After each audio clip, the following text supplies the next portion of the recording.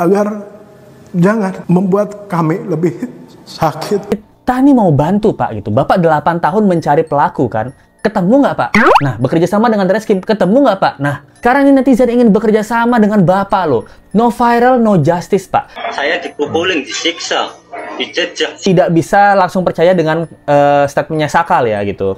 Bahwa Sakal dia adalah korban salah tangkap. Kita penasaran BAP-nya tahun 2016 apa? Kenalkah dia sama Eki? Maksudnya BAP secara sadar ya, bukan secara kesurupan gitu. Linda mengatakan bahwa dia bertetangga dengan salah satu pelaku. Nah, kita harus tanya dengan pelaku ini, benarkah pelaku ini kenal orang yang namanya Linda? Nah, pun karena dia mengetahui tentang kasus ini, dia punya rasa batin yang bersalah terhadap Vina. Ungkap terus kasusnya si Egi Terong. Egi Terong!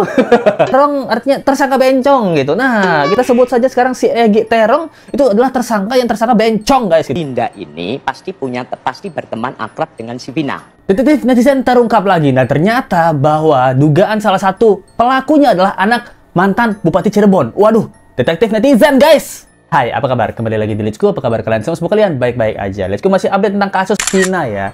Nah guys, jadi beberapa update ini kita bakal, shock banget lah tentang kelanjutan kasus ini. Kalau kemarin kita udah bahas tentang Egi, siapa Egi sebenarnya, siapa orang yang diduga Egi sebenarnya. Lalu kemarin juga kita udah bahas Linda, siapa orang yang diduga Linda sebenarnya. Dan sampai saat ini, ya orang yang diduga Linda tidak berani dan tidak mau memunculkan dirinya sendiri untuk mengklarifikasi. Nah, apakah petunjuk netizen ini kuat dugaan mereka berdua adalah Egi dan Linda yang asli, yang saling melindungi satu sama lain dari 2016 sampai 2024? Nah, sekarang kita mau bahas tentang Eki ya. Nah, di mana Eki ini mempunyai seorang ayah yang kebetulan ayahnya adalah seorang polisi bernama Pak Rudi ya. Namun, Pak Rudi ini memberikan video klarifikasi. Di mana video klarifikasinya seperti memberikan pesan-pesan yang unik menurut netizen. Dan netizen juga berteori bahwa ternyata dugaan pelaku-pelaku sebenarnya itu udah nggak ada. Tanda kutip, udah nggak ada di dunia ini. Nah, oke kita bahas aja ya. Pertama statement dari ayahnya Eki. Assalamualaikum warahmatullahi wabarakatuh. Saya adalah orang tua kandung dari almarhum Muhammad Rizky Rudiana atau Eki. Saya mohon kepada seluruh warga negara Indonesia agar jangan membuat kami lebih sakit. Terhadap seluruh warga Indonesia, jangan membuat dia merasa lebih sakit lagi. Tapi kalau kita lihat di sini, emosi dari ayahnya Eki ini memang dapat banget ya. Dia mungkin sedih banget kalau buat ngomongin Eki lagi.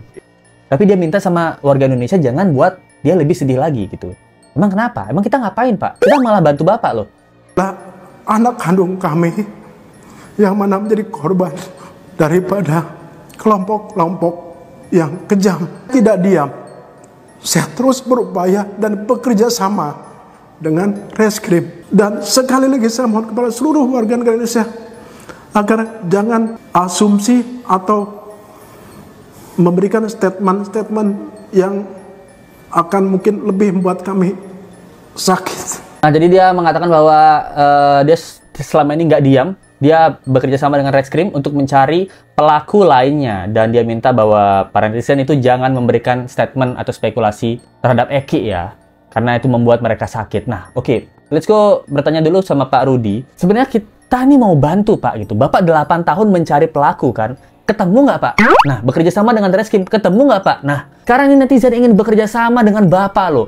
No viral, no justice Pak. Dengan kemampuan netizen dan detektif netizen ini membantu kepolisian untuk bisa memviralkan kasus ini dan mencari pelaku sebenarnya. 8 tahun Bapak sabar untuk mencari pelakunya. Ada hasil nggak Pak? Kalau nggak ada, gandeng netizen bareng-bareng kita sikat pelaku cecunguk berdebah sialan bajingan itu. Karena banyak teori guys, ini teori ya. Mana sih bapaknya Eki gitu? Katanya polisi, kok nggak keluar? Kok nggak keluar-keluar tentang kasus ini? Dan bahkan ada beberapa netizen yang menduga ya, teori konspirasi bahwa jangan-jangan 3 orang DPO yang kita cari selama ini itu sudah tidak ada lagi di mana? Di dunia ini guys. Banyak ya juga yang mengatakan atau yang berspekulasi, jangan-jangan 3 orang yang kita cari selama ini itu emang udah nggak ada. Nggak ada di mana? Di dunia ini. Makanya tanda kutip kasus ini terkesan tidak terlalu ada update. Wajar ada banyak pertanyaan dari netizen terhadap ayahnya Eki. Dan bahkan Hotman Paris pun minta ayah Eki untuk bertemu dengannya menjelaskan apa yang terjadi. Halo Pak Polisi Pak Rudi. Pak Polisi Pak Rudi yang merupakan ayah kandung dari almarhum korban laki-laki temannya Vina di Cirebon, kasus Cirebon. Tolong agar Pak Rudi hubungi Hotman Paris atau tim Hotman 911. Kami perlu bicara dan diskusi soal kasus ini. Nah, itu guys, bahkan Bang Hotman pun mencari ayah Eki ini untuk mendapatkan informasi. Nah, apakah ayah Eki akan bertemu Hotman dan memberikan keterangan informasi tentang Eki ini? Kalau dia memberikan keterangan, itu tak benar-benar petunjuk besar guys. Tapi kalau dia nggak mau, nah jangan salahkan netizen Pak untuk mencurigai ada apa sebenarnya nih, apa yang terjadi nih. Nah, dan nggak cuman itu, bahkan ada pelaku yang udah bebas sekarang yang menceritakan sebenarnya dia adalah korban salah tangkap. Nah, ini membuat kita mind blowing lagi guys. Karena menurut informasi yang beredar, sumber-sumber kalian cari di berita, itu ketika 3 jam setelah kasus kecelakaan ini terjadi, tanda kutip ya, kasus kecelakaan pembunuhan ini terjadi, ayah Eki ini menelusuri jalanan. Kabarnya ya, menelusuri jalanan. Let's go nonton di TV One atau di YouTube kemarin, lupa tuh, sama beberapa pakar hukum lah. Dia mengatakan ayahnya Eki ini menelusuri jalanan untuk mencari tahu apa yang sebenarnya terjadi kepada anaknya. Dan dia menemukan ada 2 saksi. Nah, 2 saksi ini menceritakan bagaimana dia melihat beberapa pengendara motor dengan menggunakan sajam. Nah, kemudian juga ada informasi dari Jogi Nenggolan serta Titin, itu adalah kuasa hukum dari para pelaku ya. Mereka yakin nih bahwa ini adalah kasus kecelakaan murni. Apakah semua pelaku ini memang benar pelaku yang sudah pasti menghabisi nyawa Eki dan juga Vina? Nah, kalau kalian dengar salah satu statement pelaku yang bernama Saka, dia mengatakan bahwa dirinya adalah korban salah tangkap. Almarhum Vina Mariana, Saka ini adalah orang pertama yang membongkar rencana kekejaman para pelaku terhadap Vina dan Eki. Ketika ditangkap, saat itu ada 7 orang tersangka, dan Saka ini memberitahu tempat persembunyian 1 tersangka lainnya, sehingga saat ini ada 8 terdakwa yang ditahan, namun Saka saat ini sudah bebas begitu. Tidak benar semuanya. Saya nggak pernah bilang apa-apa. Saya malah jadi korban. Saya dipukulin, disiksa, dijejak, sampai disetrum, suruh mengakui apa yang bukan saya lakukan. Salah satu pelaku yang sudah bebas, itu Saka, itu mengatakan bahwa tiap hari saya dipukulin, bahkan disetrum sama polisi untuk mengakui apa yang saya tidak lakukan. Dan Saka ini juga mengatakan dia tidak kenal. Vina dia nggak kenal, Eki nggak kenal, apalagi namanya Egi Perong, dia nggak kenal semuanya. Divonis 8 tahun penjara, tapi dihukum 4 tahun kurang gitu. Jadi 2016 dia dijeblosin, 2020 April dia udah bebas gitu. Wah, jadi kalian tahu ya nanti kalau ada pejabat-pejabat gitu, kayak tanda kutip kasusnya Pak FS, berapa diskonnya dia dapat nih? Dia mengatakan bahwa dia nggak bersalah, dia korban salah tangkap. Gitu. Tapi let's go, harap ini kita tidak bisa langsung percaya dengan statementnya Sakal ya gitu. Bahwa Sakal dia adalah korban salah tangkap. Kita nggak boleh langsung percaya aja ya. Kita harus nunggu bukti-bukti selanjutnya ya. Soalnya menurut logika let's go, ini aneh banget ketika si Saka ini dipaksa, siksa, di penjara, dihukum itu hanya untuk melindungi 3 orang yang masih DPO gitu. Sah-sah aja ketika tanda kutip terpidana itu memang ngeles ya gitu. Tapi kita belum tahu depannya seperti apa. Ataukah Sakal ini sebenarnya tahu apa yang terjadi, namun karena kasus ini viral, dia dibuat untuk sebagai korban salah tangkap. Nah, ini guys, dan Linda guys, ketika semua mencurigai Linda ini ada hubungan dengan si Egi Perong, nah apa yang terjadi dengan Linda saat ini? Namun sebelumnya kita iklan dulu guys. Jadi makasih banget nih buat teman-teman Let's Go yang udah berdonasi ke Let's Go lewat Super Thanks maupun Saweria, makasih banget. Donasi yang pertama dari Sari Widiasih, makasih banget Mbak Sari. Lagi-lagi nih Mbak Sari kasih donasi ya, thank you banget gitu, udah mendukung Let's Go selalu. Kemudian dari Dor, makasih banget Hong Kong ya, dari Hong Kong makasih banget udah donasi buat Let's Go. Lalu dari Evi Maulina, nah Let's Go juga mesti inget nih Mbak Evi gitu, thank you banget sudah berdonasi buat Let's Go. Esther Suryani gitu, terima kasih banget Esther udah berdonasi buat Let's Go. Lalu ada Bolo-Bolo, oh Bolo Kurowo namanya. Lisa juga terima kasih buat donasi buat Let's Go. Lalu ada Yoseven Setiawan gitu, thank you banget yang udah berdonasi Bro Yoseven Setiawan. Lalu kemudian dari ada Saweria, tuh makasih banget nih buat SpongeBob, wah ini SpongeBob lagi gitu. Semangat gitu. Semangat Bang SpongeBob, Bro SpongeBob, thank you banget yang udah donasi. Lalu dari Fajar, dia bilang semoga sehat selalu Bang, let's go. Ungkap terus kasusnya si Egi Terong. Egi Terong. Egi Terong guys gitu. Bener juga nih ya. Egi Terong itu kan terong artinya tersangka bencong gitu. Nah, kita sebut saja sekarang si Egi Terong itu adalah tersangka yang tersangka bencong guys gitu. Karena tidak berani menunjukkan dirinya, tidak bencong dia. Egi Terong tersangka bencong. Nah, yang kita kemarin udah bahas tentang dugaannya dia punya hubungan dengan Linda. Apakah dia menjalin hubungan gelap ataukah dia masih hubungan percintaan sampai sekarang? Kenapa? Karena Linda sampai saat ini belum mau klarifikasi, belum mau menunjukkan wajahnya untuk membicarakan tentang kasus Vina ini. Nah, curiganya kita adalah BAP Linda tahun 2016 itu apa? Karena Linda tanda kutip sebagai salah satu kunci di mana dia memberikan petunjuk saat dia kesurupan arwah Vina. Let's go, penasaran BAP-nya tahun 2016 apa? Kenalkah dia sama Eki? Maksudnya BAP secara sadar ya, bukan secara kesurupan gitu. Kenalkah dia sama Eki? Kenalkah dia sama Vina? Atau kenalkah dia sama salah satu pelaku yang sudah ditangkap? Dan apalagi kalau kita bahas tentang chat Linda kemarin, chat yang diduga adalah Linda, dugaan Linda mengatakan bahwa dia bertetangga dengan salah satu pelaku. Nah, kita harus tanya dengan pelaku ini, benarkah pelaku ini kenal orang yang namanya Linda? Nah, apakah pelaku ini tahu Linda punya hubungan dengan Egi Terong tersangka bencong? Nah, kenapa sekarang semua orang curiga tanda kutip ke Linda? Nah, karena kita menemukan foto yang diduga Linda dan diduga Egi itu foto mesra bersama. Dugaan netizen tuh berpikir bahwa Linda ini merasa bersalah bahwa karena dirinya lah Vina dan Eki meregang nyawa. Nah, kalau kalian lihat video ini, menurut metafisika tentang Linda yang kesurupan, kalian dengerin.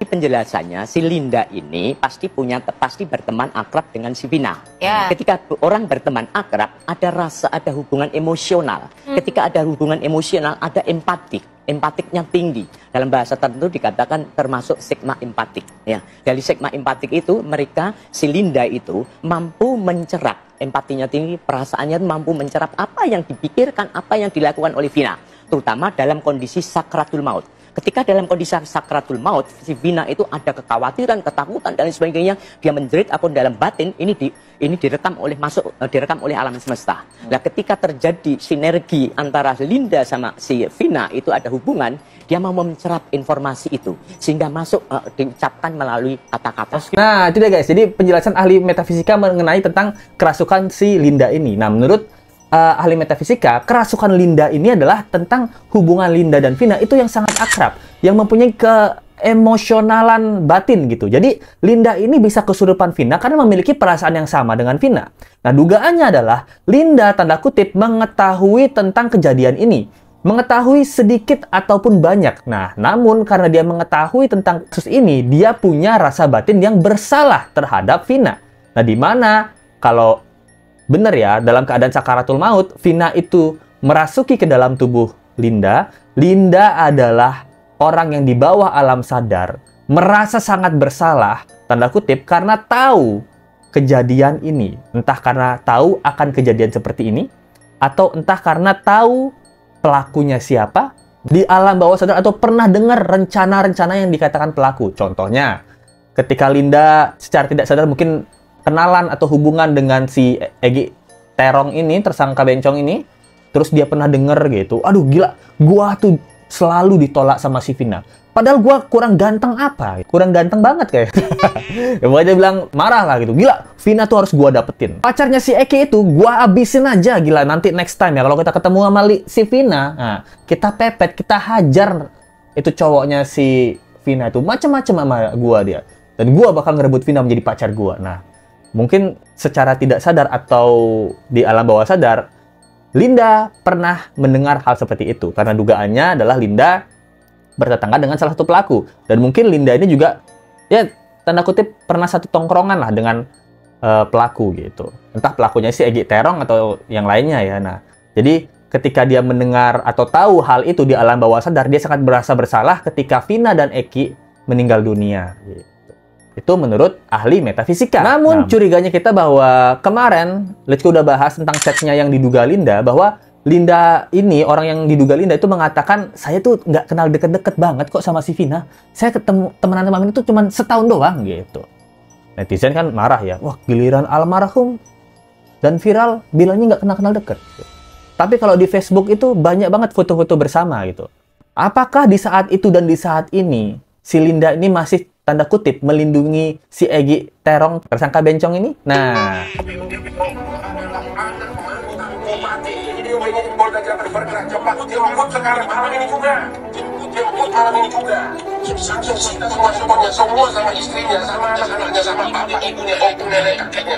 guys, jadi diduga profil tanda kutip Bupati Cirebon tahun 2000 sekian sama 2000 sekian, nah kita akan share aja. Lengkap dengan nama anak-anaknya dia. Katanya itu ada salah satu anak itu yang diduga adalah Dani, guys. Nah, Dani orang yang kita cari-carikan Andi, Dani sama Egy Perong kan. Nah, diduga salah satu anak dari mantan bupati ini adalah Dani yang kita cari-cari itu. Makanya dia tidak bisa tertangkap. Itu dia guys, dari kasus kali ini banyak banget bumbu-bumbu baru. Yang pertama adalah pelaku yang mengatakan bahwa dirinya adalah korban salah tangkap dari kepolisian dan menyebabkan netizen yang percaya pada pelaku itu mengatakan, nah ini apa gara-gara bapaknya Eki polisi nih main nangkap orang aja biar cepet gitu. Benarkah sisa 3 orang DPO ini masih berkeliaran di luar sana? Masih bebas? Ataukah ternyata 3 orang ini masih berkeliaran udah di alam baka? Karena ada tanda kutip keluarga korban yang punya power melakukan tindakan-tindakan ilegal underground gitu. Itu dugaan netizen. Menurut kalian gimana guys? Oke, dan juga let's go sampaikan bahwa ada salah satu organisasi namanya Humas Moonraker Indonesia. Dia DM Let's Go, dia bilang bahwa ini kebetulan nama organisasi kami itu sama dengan nama organisasi yang Let's Go omongin kemarin gitu, yang Let's Go dapat dari Facebook. Dia bilang bahwa organisasi Humas Moonraker Indonesia itu tidak ada hubungannya dengan kasus Vina dan tidak ada anggota-anggota yang seperti disebutkan ataupun terkait dengan kasus Vina tersebut. Nah, jadi kalau kalian lihat di TikTok dia lagi rame banget nih, Humas Moonraker Indonesia. Anggota-anggotanya bukan anggota-anggota yang terlibat dalam kasus Vina ini. Kebetulan mungkin namanya sama dengan nama informasi yang diberikan sumber-sumber mengenai Egy Perong. Nah, jadi dia yang bisa disampaikan, menurut kalian gimana tentang kasus kali ini? Coba komen teori-teori kalian nih. Pasti bingung kan kalian kan? Sekarang tiba-tiba banyak teori bermunculan kan? Ya, thank you banget yang udah nonton. Jangan lupa like, comment, share, dan subscribe video ini. Kita ketemu lagi di video berikutnya. Sampai jumpa lagi ya. Bye.